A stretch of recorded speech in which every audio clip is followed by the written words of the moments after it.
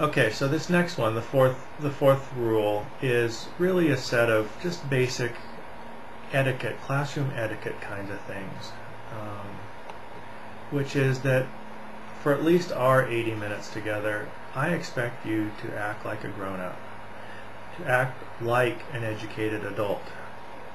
Many of you don't know what that means because you haven't been either educated or an adult for all that long, and so it's part of my job to try to articulate that for you. So here's how we do that. One is that you need to come in, get seated, and be quiet by the time class is scheduled to begin. Avoid disrupting the class by coming in late or leaving early, or side talking.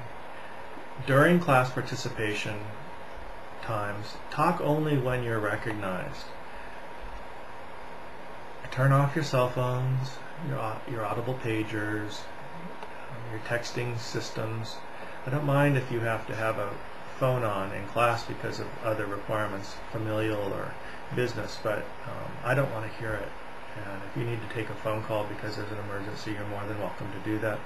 We are adults in the classroom, and I expect you to act like them. Alright, here's a couple that may be unfamiliar to you.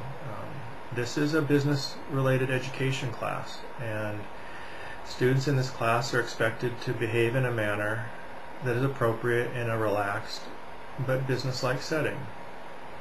For me, and for most people, there's few things less business-like than eating in front of someone else when they're not eating, chewing gum, or wearing a hat indoors. Now, for many of you, this will be your first entree into something other than the working class, and you haven't spent a lot of time around educated people or in business-like settings. So many times you might apply for a job and not even know why you're not getting the job, and it could be because you're just sending all kinds of wrong signals that you're not even aware of. I'm not casting aspersions on anybody, but if you sit there and chew gum with your mouth open, crack your gum, wear a hat indoors, you're signifying to educated people that you simply don't speak their language, and we want you to not do that. So eating, drinking anything other than water in class, wearing a hat, or chewing gum in class will count as one absence in the class and will cost you ground rules points as well.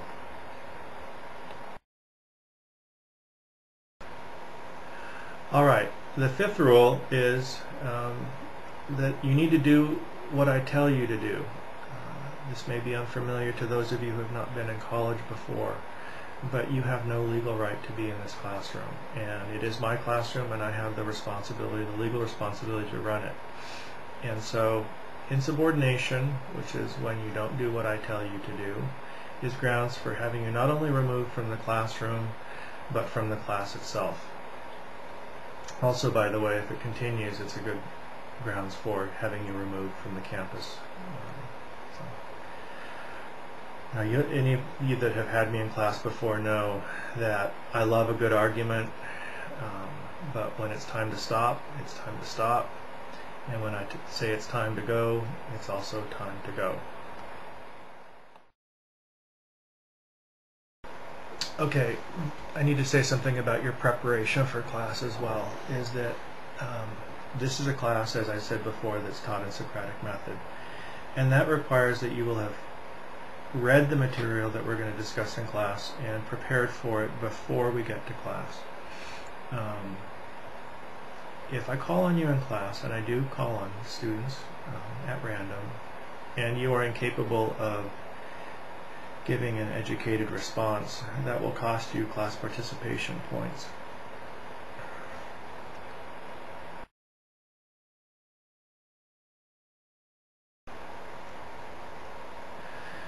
Now finally, the next rule is that you must sign off on these ground rules. As a condition for staying in the class and getting credit for it, I do require that you sign off on the ground rules before the 5th week of class.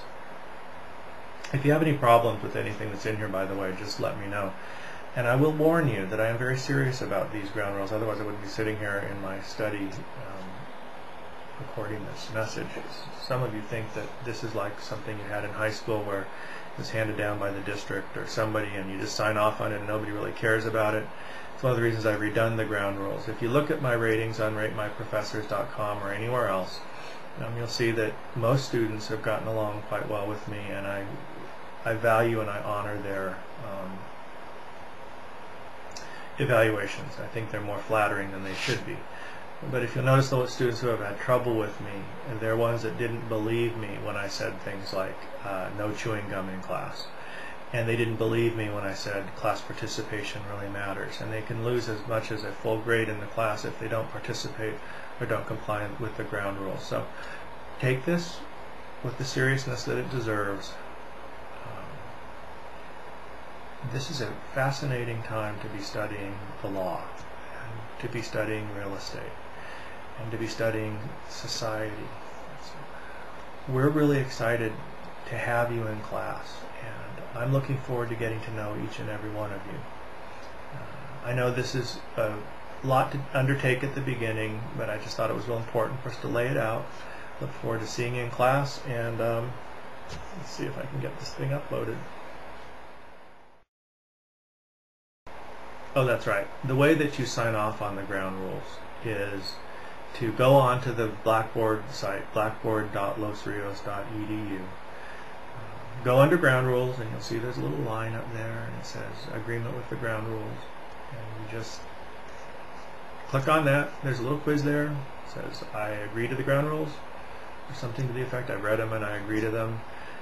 I think I set it up as a true-false test so that you could actually get some credit for it, some points. The